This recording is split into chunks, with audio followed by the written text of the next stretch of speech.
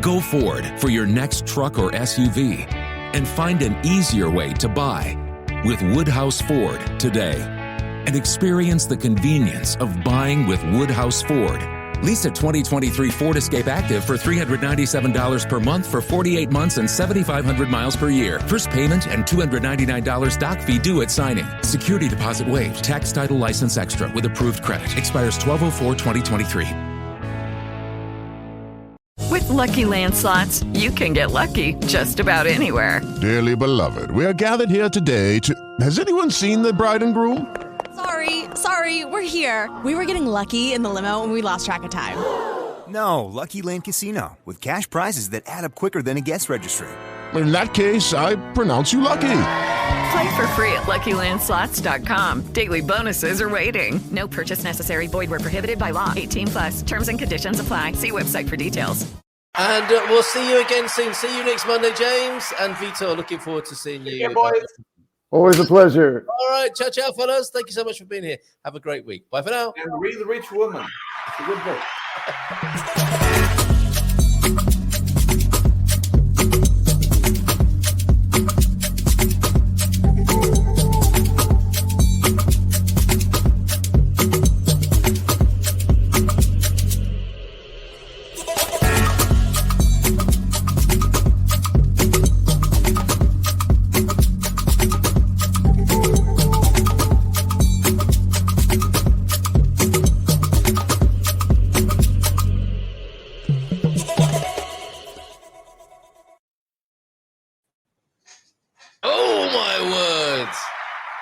That music rocks along nicely, didn't it? Do you know what? That's the highlight of the week for me. I love it. Love it. And my dog started barking. The studio is downstairs now, Benjamin. Good morning to you, by the way. Great to see you. Yeah, good morning. I'm loving the plants. Very. Very yes, it is a green screen. Is it? No, but they're green, you see. It's a joke. Oh, jeez. Organic green screen. I did like the jokes before, actually. It's our pleasure. T-Duck served up some crackers this morning. And I was, the dog started barking outside. The studio's downstairs. And I was singing Who Let the Dogs Out over and above that track. And I was just like, who let the dogs out? It was great. It was great. So how do we improve upon that, my friend? Great to see you. Great to see you too. Author of the 30-day bootcamp, the Guide to Happiness, that is an Amazon sensation. How's it going so far with the early sales? Good, thank you. It's just getting on with it, and it's out there now. And I've got my next book talk in a month, which is really good. You've got a bit of a tour. Pardon? Well, I'm touring around kind of my local area because obviously it's nice that people around me kind of want to be in it, if that makes sense. So hopefully further afield at some point, maybe Portugal. You'll be very welcome. And we were talking about we're going to have weekends around the country. If you flew over for one of those, what a lovely thing to do. Hang out, talk about the book. That'll be wonderful. And you've already been very generous, of course. Last week, we had the tip from you, which was to smile as often as you can and for no particular reason. Already quite guilty of this particular one. And I enjoyed it when I remembered to do it. What's the feedback you tend to get from people with this one? I think people do naturally just feel better. I think sometimes they feel a bit silly at first, like people are looking at them, but why? Because it feels unnatural if you're naturally smiling for no reason. Yeah. But it's just it's not meant to be like you're walking around like this, or you feel like that forced kind of like school photographer look. It's just more natural, it's just a natural, because you kind of, what changes first? I think we discussed it last week, but you've got to change that loop somewhere. So somewhere, it could be sometimes starting with the body, starting with the mind, but it's all interlinked. So they prove that just smiling just for 5 minutes lifts your mood, because you start to trick your brain that you are smiling, you got something to smile about. It's all interconnected, Carl. Do you know what I mean? It's just finding a way of stopping. So basically all we do is we run on patterns. We just run. Our brain is a computer. It just runs on patterns. Copy, paste, right off we go. Run. Yeah. We just got to find ways of kind of stopping it and then kind of going, right, okay, what do I want instead then? And that's basically what the whole book's about. The book isn't, obviously I'm not picking your words, but I don't people think it's a kind of, it's a starting, that's why I've put it the beginner's class. It's a starter class for the happiness. So by that, I mean, it starts to get people thinking about it. It starts to get people looking at what things they're doing that they're probably tripping themselves up without realizing it. So it's like a starter pack to go, right, let's stop doing the things that aren't helpful. Like we said before, let's stop doing the things that are making us unhappy, and then let's see what's left. Because the word happiness just creates quite a lot of... It is such an awkward thing, isn't it? And there you are, an author of a happiness book, and you do have a lot of explaining to do with that particular part of it, I know. The biggest bit is the word, isn't it? Because it is. Even when we had someone, the first week I was on, someone said, well, I think happiness is contentment. And they weren't obviously questioning me, but it was like, they didn't see, that's what I think happiness is. So it's just, I thought it was something else. So it's not unusual, is it? As it were, as Tom Jones once said, for humanity to be having this problem. I mean, take God, for example. You know, this is people aren't even getting to the conversation about what God means to them. They're fighting about, you know, not understanding each other, what their definitions are and what their meanings are, before we get onto anything useful. And that's such a shame. But I guess it is part of being a human being, isn't it? Is like questioning your meanings and communicating well. Yeah, and the thing is, we discussed. I heard a bit before about bias, and that's the exact same thing. A lot of times, with that's why they say don't talk about religion, sport, or religion, sport, or politics. Because politics for sure. It kind of stimulates the cognitive dissonance in us, and cognitive dissonance is basically that part of us that when we have those really strong beliefs, it goes against it. Even with facts, they will not. They'll find any way to justify it. You saw a lot of politics, like for example, I was not going to talk about it massively, but in the UK, what happened with Partygate, with Boris, etc. This is not. I'm taking sides. I'm just talking about generally. When you went to anyone that kind of confronted certain things, they they'll go, oh well, everyone does it. Every politician's bad. Rather than just discussing the actual fact that went on, they'll deflect it.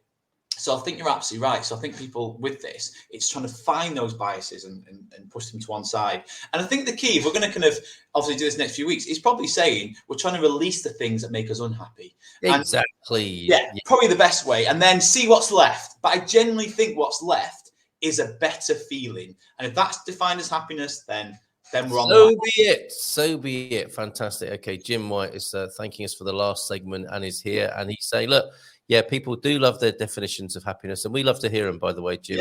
Happiness is a practice or a set of practices. A bit like those cartoons, Happiness Is. Do you remember those? And, of course, Ken Dodd's great song, Happiness. He knew what he was doing with that song. He knew. Not everyone else realised, though, did they? Like Grandma's rocking in her chair, singing it. Everyone else bet she was rocking in her chair.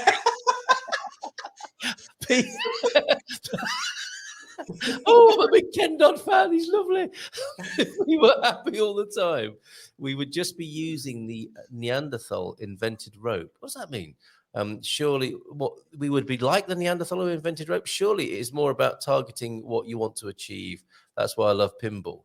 I don't know if there's a joke in there somewhere, or if that's he actually loves pinball. Pinball's a great metaphor for life, though, isn't it? Of course, you don't push too hard, otherwise the tilt light comes on, and you can sometimes the ball goes through the gap through no fault of your own. It would seem it's the way the ball bounces, as it were. So tell us more on that, Pete. You have another tip for us this morning before we go there. Another comment in from Rowan. Morning, gents. Now, Rowan is one of the smiliest people I know. And as well as smiling oneself for no particular reason and feeling the benefit, it is lovely to be around smiley people. And I need to acknowledge you, Rowan, as one of the smiliest fellas I've ever met. And it's infectious when you're around. We had a lot of fun working and hanging out together, as we have done in the last 10 years or so when we first met. So, Rowan, great to see you here this morning. I hope you pick up something that's useful to you today. Yes, so we did the smile and the smiling for no reason, seeing what happens. If anyone wants to report back on that, I'll be glad to see that in the comments here. And you've another one for us today, a free gift, really. That's how you refer to it in the book. Yes. Oh, someone's read my book, Carl. Come on. What do you think? Good boy. Read that book. Yes. So basically, I just want to point out one thing about someone commented about happiness. You don't want to be happy all the time. And it's a good kind of just talking point, really. 'Cause obviously, I know someone's commented, so I want to kind of respond to that. Again, this is where the happiness, this is not obviously dissing this point. What I'm saying for me, the definition of happiness is obviously so grey in a lot of ways. But happiness in some ways for me is making peace with, when things don't go our way. So when we're unhappy, we're kind of unhappy. We're happy with being unhappy. I think it's more the idea of a contentment thing, like we said on one of the original first weeks. So when things don't go my way, because I'll send it for next week. I'll get it ready. I've spotted it.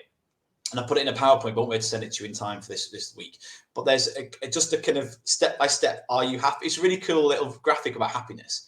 And it's basically, again, defining the thing of just letting go of your expectations. So normally unhappiness is when we're expecting something to happen the way we want to. But if we don't, I trust that it's not. Sorry, that's what Right, so today's tip is the 3-5. Oh, geez. Is it bad? Do you need to stop and come back? No, it's all right. I was thinking, I think you might think I'm flirting with you, Carl. Like I'm winking and my eyes. I'm used to that. Are you breathing down my neck and winking at me? I'll just power through with a twitchy eye. Right, I think we're near right, okay, we'll continue. I'm just crying because I'm so joyful. So it's called the 3. I call it the 3-5 breathing technique. So because what they've proven through studies and through anxiety, etc., is if you breathe out for longer than you breathe in, it balances and resets your nervous system. So it just means that you calm down. So it's a great way to do regularly throughout the day. It's quite be good on this. If I was doing what have you got there in your eye? I don't know. I think it's an eyelash, but I'm just powering through, Carl. Do you know what I mean? Do you want to go and flush it out? No, we're doing it. I can do it. I'm not sticking it. All right. No, you're a trooper, aren't you? So basically, if you breathe in for three counts and breathe out for 5, so that's why it's called 3-5. The idea, I will give you an example. So the thing is with it, because the idea of the book again is to make it simple, otherwise you won't do it. I'm just telling people what to do. There are hundreds of breathing techniques out there. There's the square breathing. There's the in this nostril, out through that nostril. This is just really simple, and they've just proven, like I said, if you breathe out for longer than you breathe in, it calms you down. So you just got to remember this. Really easy. Breathe in for 3, out for 5, for 3 to 5 minutes. So I'll count with my fingers. And I'll give you an example just in case. Okay. So we probably won't do it for 3 to 5 minutes, but we'll no. I'll just give you an example. I'll do like 5. You ready? Yeah. Okay.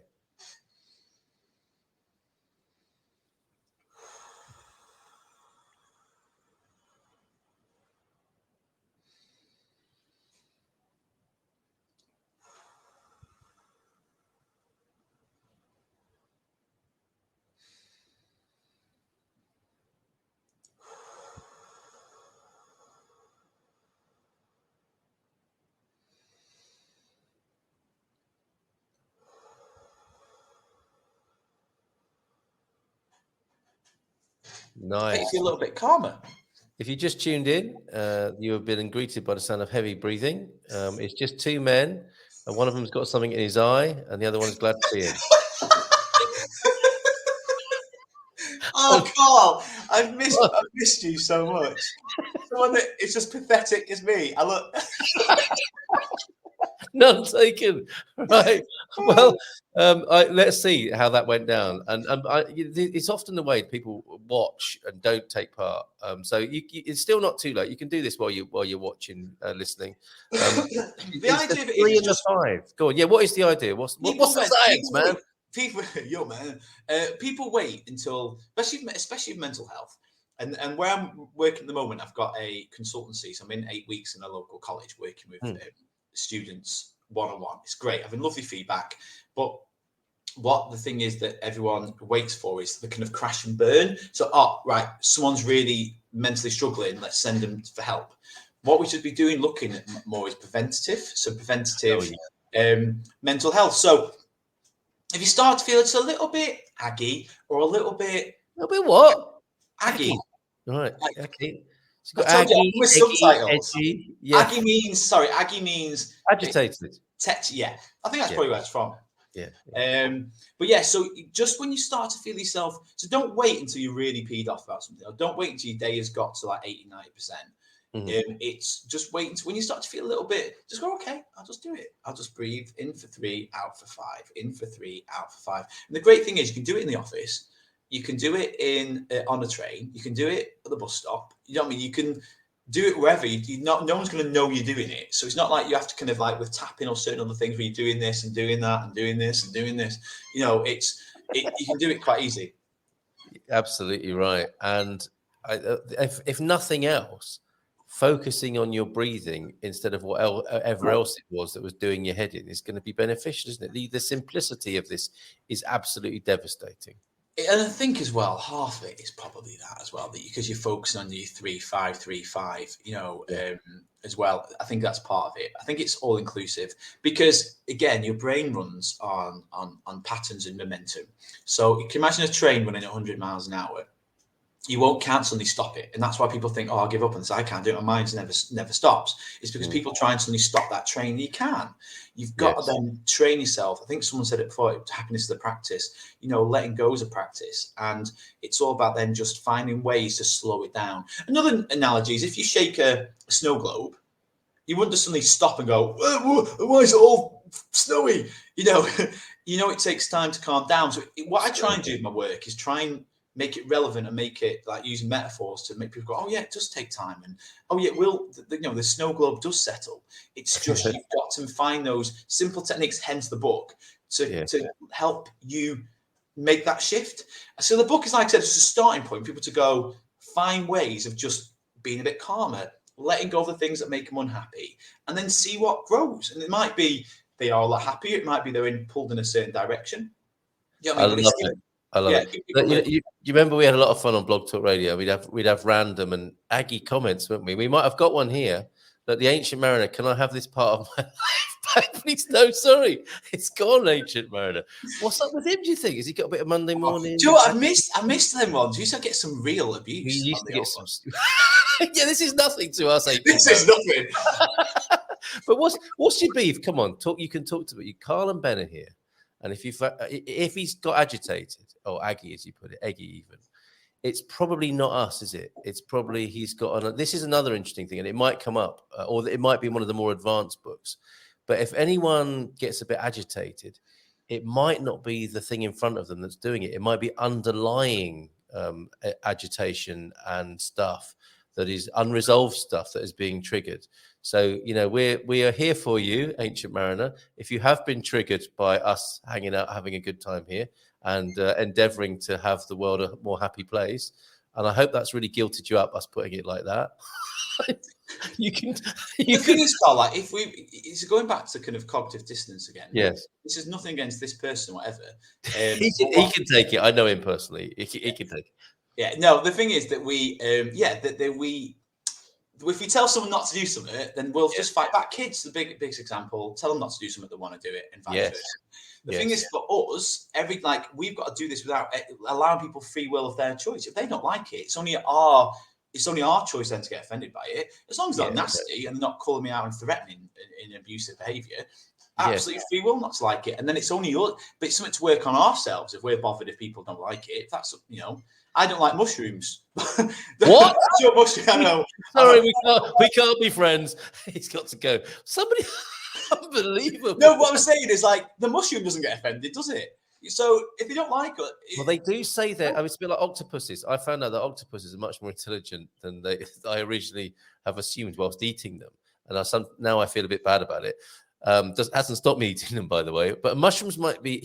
I mean, they are super intelligent, but however, they might be so intelligent. It's true what you're saying. They don't get offended by other people's opinions, because that would be a hallmark of great intelligence, wouldn't it? To not be bothered by what other people think, and that to me is a great sign of intelligence and maturity.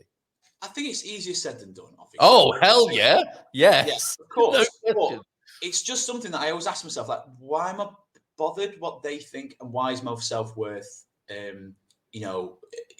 based on that? And that's why I just kind of, again, it's just training my brain to go, just giving it the logistics of it, like, you know, just the fact that why does their opinion affect me? Yes. Why do I have to allow it to affect me? And then, but of course, society, it's normal to be offended. But it's just something that I try and do if I do get some negative questions. But also I'm thinking, it's up to them if they don't agree with it. I don't like mushrooms. Has that yes? Has that changed for you over the last decade or so? With that being bothered in that way? I'm bothered less and less and less. Yeah. And what I do is I thought that the way I can describe it is like, you get thrown off the horse. So if someone says a really nasty comment, you get thrown off the horse for like a while and you really doubt yourself. Yeah. Now I'm like, and then I'll go, Ben, but they've got free will, and does it make any difference to you? And I just then remember people that have helped and realize that we don't all like the same taste in music. We all don't like the same pizzas. We all don't like the same food. We all don't like, do you know what I mean? So they've got free will not to like it. And why is it wrong? You could say why they'd be nasty, but then that's when it's down to them. I said to my nephews once who were getting bullied at school, I said, do you think those bullies are happy or sad? And both of them in their own time, when I've had this discussion, said sad. I said, they're not happy. I said, so they shouldn't take it out on us. But I said, that's obviously what they're doing. Do you know what I mean? Interesting. I think Ancient Mariner is trying to write a blog post in the background. We might be disturbing him. I like a bit of banter. We do love a bit of banter. I am. Oh no, I am asthmatic, so I always take longer to breathe out anyhow. So I'm sorry to laugh at that, but yes, we didn't do any housekeeping or safety warnings, did we? On that basis, morning to you, Ancient Mariner. Thank you for being part of this. Your energy is contagious. Thank you. Cheers, Jim. I think he's talking to you largely there. Although I think I might be getting a bit with the energy reframe. No, I think we have a good working relationship. Like we are kind of quite childlike in our humour. We have the same passion for change. So I think we just gel. Well, that's the thing, isn't it? And what the gift, I suppose, in the getting knocked off the horse is, and I've heard Dane here talk a lot about this, the access consciousness guy, who's fantastic. But if you are a little bit hooked by somebody's put down and feedback, there might be something in it to work on, which doesn't make them right or wrong. It just makes it very interesting that when you say we're childlike, I'm like, that's great. That's a compliment. Yeah. But if someone says to me, you're really immature and childish and irresponsible, then that's going into a territory where I might get the chip on my shoulder might get activated by that. And then there's a little bit of work to do. So all these things are gifts, aren't they? Everything. Yes. Yeah, you're absolutely right. And the thing is, critique can be emotionless. By that, I mean, I could come off this and think, Ben, you mumble too, or you speak too fast.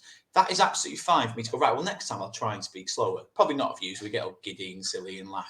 But professionally, but what I have got slower speaking in my time. But then there's a difference between me being critical or taking genuine critique, than me going, "Oh, you're rubbish. Oh, geez."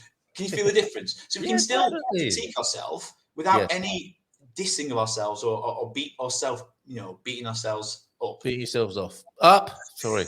Okay. I nearly said that, and then I was like, "What am I saying here?" A friend said, "What you think of me is none of my business," and that's the really ultra version of that, isn't it? Yeah. And it's true. It's so true, isn't it? Deep breathing is a great technique for students. I've been using it for 30 years. I tend to do it out for 7 and a pencil in front of them to get them to clear that stale. What is that? Why does he put a pencil in front of them? How does that? I've not seen that one. But that's what I said. Everything. They blow the pencil over. Maybe. Possibly, yeah. But the thing is, this is what I mean. There's all different ways, and it's just finding the reason why I said this was I just picked one because otherwise, if it's too complicated. But yeah, there's all different ways, and obviously some probably work more, more intensely. But some are a bit more tricky to do, like the breathing. Breathe through this and breathe through that. So, I've not seen the pencil one, but but that reminds me of the accountant. How did the? I know. How did the accountant? Yes, constipated. How does an accountant deal with constipation? He works out with a pencil. Okay, I hate to say it, but smoking is usually deep breathing with a device. It's true. There's no question about that. When people smoke, they are regulating their breath. They are doing a pattern interrupt, aren't they? And that's why it's not just the nicotine, is it? It's the whole ritual of smoking that's addictive, I think, that people like. If you think about it, it goes back to placebo. I'm not saying that all the nicotine effects are placebo. What I'm saying is so many things are placebo. What's placebo? Power of the mind. All we're doing here is consciously breathe in for 3, out for 5, or blowing the pencil. Oh my God. What? Yeah. Don't say that in school. Anyway, go. But you get, I have to literally have a filter. I've got a 1 second filter. I have to watch what I'm about to say. Because actually what you're thinking is much worse than is coming out, right? After But yeah, and that's the thing. So a lot of it is placebo. So what I love doing when I do talks about this is when people say, "Oh, hippie rubbish," I'm like, "What?" And I get the placebo. I get the first thing I always come back to, and I've got a slide about it, is placebo. Everyone knows what placebo effect is. So I say, like, just take a second to think of the enormity of that our power of our mind. People believed that pill was going to do something for him, and it did. Do you know some really, really cool facts about placebo? I think I might have said this last week. One, the name of the drug affects it. So they found that if they called it Happy Pill, it didn't have the same effect as hydroxychloroquine. The name of it.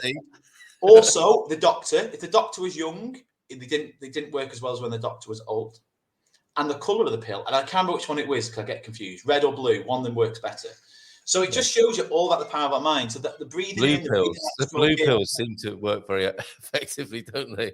But the classic blue pill, of course, is the one that does the biz. Anyway, what I was thinking about when you were saying that is it's a sign of the world we live in, isn't it? It's like, hi everybody, I've come to talk to you about being happier, and like people start heckling, hippie rubbish, placebo. Like, what? I'm here to help.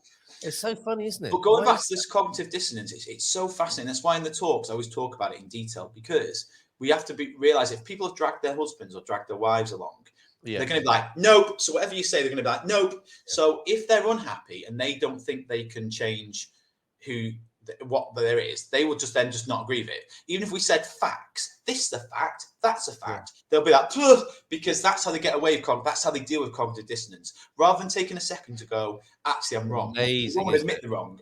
Yeah. So they'll just be like, even if we've got facts in front of them, facts against politicians or facts against farmer or facts against whatever, they'll just be like, oh, no, it's rubbish. Yeah. It's rubbish. And I'm only here because I'm allowed to have a pint after it's over. My wife's dragged me along. Yeah, it happens, doesn't it? Yeah. Yeah, that's a tough crowd, Benjamin. I am asthmatic. Yeah, so sorry about that, Ancient Mariner. And did you just say that mushrooms are super intelligent? Seriously? You did. That's because I'm a fun guy. You're welcome, Ancient Mariner. Yes, of course. Mushrooms. Did I say that? I don't remember saying that. I'll take responsibility for that. It was me.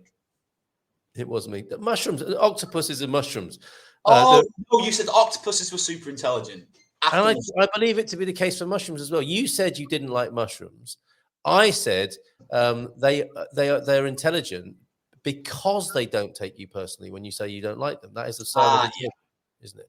Yeah. So yes, mycelium, the great networks, the forerunner of other life in the forest, for example. Yes, I'm sure I watched something with, is it Joe Rogan? I'm sure they had an interview with a guy about the mushroom. Must be true.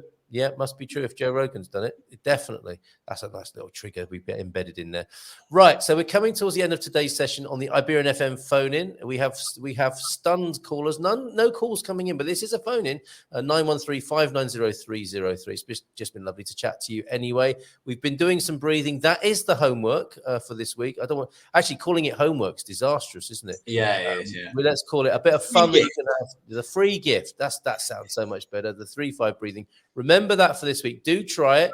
See you again next week. Before you go, though, Benjamin, I need to ask you this. I see on your website you have worked with a number of illustrious institutions that would include the Hall Smith and Whittingham solicitors, the Metropolitan University of Manchester. You these are your own meetup groups, I'm guessing. Meetup was before, yeah.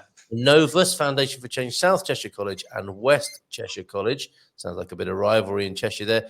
How is it going down with the young folk and the institutions? You know, this is great, the fact that they are asking you to come in and help people with their well-being. How's it going generally, and what's the reception from the students? No, it's going really well. I will say some hot off the press news. Go on. I've been asked this week, guess where I'm doing a talk, so I can add another label to that. I'm doing a talk for Bentley. I've been asked to go into Bentley, like the car manufacturer. Wow, amazing. Yeah, that's incredible. So, what happens to you when you get asked into Bentley? Do you think it's got to be shirt and tie job? What are you going to do? I've got a special mankini with a Bentley logo. Good choice. Good covering, choice. you know what I mean? Like perfectly placed Bentley logo. It's a very small Bentley logo. Not a flying lady or a. Right, okay. No, it's got. So going back to the course is going well. Yes. Is in the students, and it's been a learning curve. Of course, it's been because every class is different. So I've got some small classes, some one-to-one, some that have got mentally. They've got more struggles. So I'm starting in different places. But what I like about it, without blowing my own trumpet, what I like about what I teach, for lack of a better word, is it's the same. Whether I'm speaking to a Bentley manager or a 16-year-old student, it's the same thing. Your mind's a muscle. We've got to pattern interrupt and start to install new stuff through repetition. That is it. That's how we learn new things. We override the old patterns, but we've got to keep at it. You won't go to the gym once and expect muscles. So, and you might say, mightn't you, that a 16-year-old might be a little bit more open, but then again, they might not be because they've got peer group pressure. They've got quite a lot of cognitive dissonance and patterns already set, I guess. Teenagers like a lot of and they've all been there. We've all gone through our like emo indie stage. That. So a lot of them kind of like darkness, and I've said like, well, look, you've got free will. I'm not here to tell you what to do, but in time, if you ever want to change your mindset, I say just use this knowledge. Nice strategy. In the sense of, like I said, so the analogy I always say is, look, we know what foods we should eat. It's up to us whether we eat them or not. We know we should exercise and keep fit. It's up to us. We've got free will. Here's some knowledge about your mind. It's free will, teenagers. It's up to you what you want to do. But if you ever want to come back to this, you know, if you're starting to struggle, you can go back to this. And then that's where I leave it. I just leave it with them, and then it's up to them. Oh, yeah, because no one likes a proselytizer, do they? Or, a fanatic who's only got one idea, and that's all they're ever going to talk about. So I love it. And it's just so wonderful that you are doing this work. You're out there in the world. Ancient Mariner not happy about this mushroom thing. It was Carl. No, he said mushrooms. Listen to it again. That's even more of your life. What I love, Ancient Marina said he didn't get his time back, but he still listened. He likes the pain. He does. He's loving it. He's loving it this morning. The Yoda toadstool. Check him out. Look, he's calling me the Yoda toadstool now. And they may be intelligent octopuses, but I wouldn't fancy being an octopus's mother. They get eaten by their babies. So it's quite an intelligent survival strategy. And I wonder, finally, on a more serious note here from Jim. You must meet Jim if you come to Portugal. A meeting with Jim, I would thoroughly recommend. Benjamin is a fabulous fella who's been convening. He's literally written a book on running workshops. I have it in my office here. I wonder if dealing with cognitive dissonance is about not feeling safe. How do you help people feel safe enough to consider other possibilities? What a great question. Should we leave that hanging there, or would you like to have a little go at that? Obviously, it's everything with bit by bit. So the idea with that would be just to be aware of it. As soon as you're aware of something, you're aware that you've got cognitive dissonance, and you're aware that stirs up a feeling of unsafe. It's then I know I keep saying aware, but that's where healing comes from. As soon as we become aware of something, it's not us. If we're not aware, it runs back here and just keeps repeating and repeating. As soon as we start to become aware of patterns, thought, beliefs, it is disconcerting at points. And that's where if I was working with someone, I'd say, yeah, you might feel a little bit like, well, who am I then if I'm not this? But as you start to let go and you start to see that and you start to experience that a few times, you realize that you are safe. So it's just like anything, it's just being easy on yourself. And if I was with a client, I'd just be like, you might feel a bit weird because it's not normal for you, but it's the power of awareness. As soon as you're aware of anything, they've done scans on the brain when they've done things similar to this, and the pathways have loosened. Joe Dispenza's done some interesting work on it. So yeah, just bit by bit really, and just aware of being unsafe. So wonderful. Have a journey, Carl. Have a journey. Keep that awareness there if you can. And as sure as eggs is eggs, life will bring situations and circumstances to you that will help you to be more aware. That's how it seems to work, isn't it? No calls today. However, if it's WhatsApp, you can leave a message. If you'd like to spawn a further conversation this week, I know that Portugal has just passed a law to allow euthanasia here in Portugal. You might want to talk about that this week. And you can leave a message. You don't have to ring in during the show. WhatsApp's got this great feature. You can record a message and I'll play it. 913-590-303. Benjamin Stubbs, you've been amazing. You are encouraging people to do the free gift of breathing using the 3 seconds out, or the count of 3. The count of 3 in and the count of 5 out. Don't do it the other way around because you'll become more anxious. Although we could have a control group doing that, couldn't we? To see how stressed they actually become. So there it is. There is not your homework, but your free gift and something to play with and enjoy in the coming week. Benjamin, last word to you. No, I'll just say, am I back next week? Shall I put it in my diary? I hope so. I want 4 weeks from you if that's possible. Yeah, so I've got 2 more weeks, have I? 2 more to go. 2 more to go, yeah. Have a lovely week, everyone, and thank you for listening. Marvellous. Thank you for listening. How about that? Take care, mate. Have a great week. Ciao for now.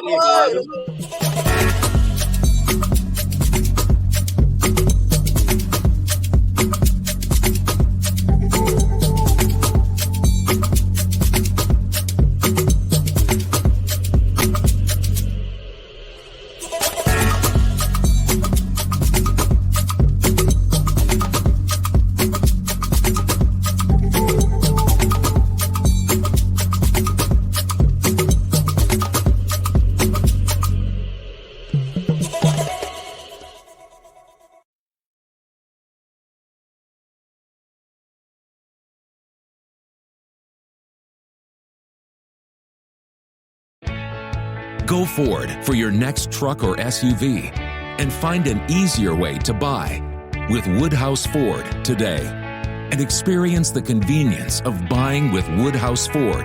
Lease a 2023 Ford Escape Active for $397 per month for 48 months and 7,500 miles per year. First payment and $299 doc fee due at signing. Security deposit waived. Tax, title, license extra with approved credit. Expires 12/04/2023. Okay, round 2. Name something that's not boring. A laundry? Ooh, a book club. Computer solitaire, huh? Ah, sorry, we were looking for Chumba Casino. That's right, ChumbaCasino.com has over 100 casino-style games. Join today and play for free for your chance to redeem some serious prizes.